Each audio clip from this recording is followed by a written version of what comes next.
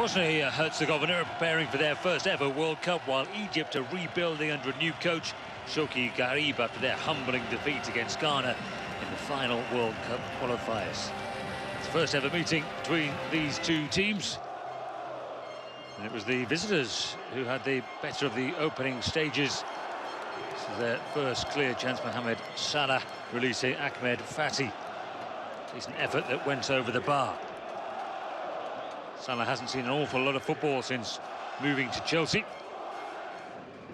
Very much changed Egypt team with some of their big names gone. 9 new caps included in this lineup. Ahmed Fatih almost had another decent situation. Ahmed El Mohammadi bombing forward, creating the moment there. Fatih with the shot that went over the top.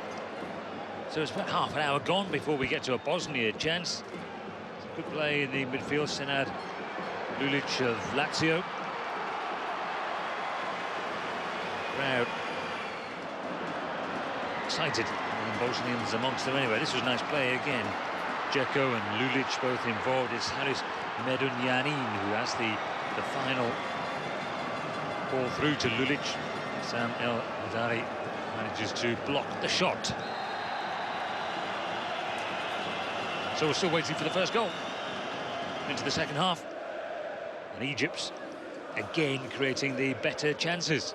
Worrying really for Bosnia as they're going to the World Cup and Egypt aren't. It was Guerra who went through, one of the experienced players who is still in the Egyptian setup, Al Akli striker.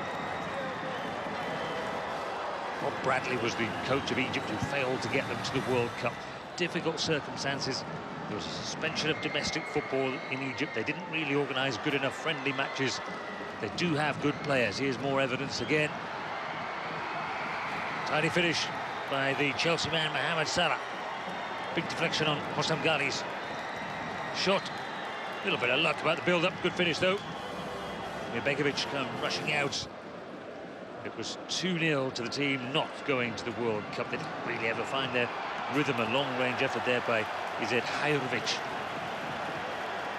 One of their better ones in the closing stages of this match for Bosnia-Herzegovina. So it was sobering really for Safet Susic and his players. They've got Ivory Coast and Mexico to come in a couple of friendlies in Argentina on June the 5th.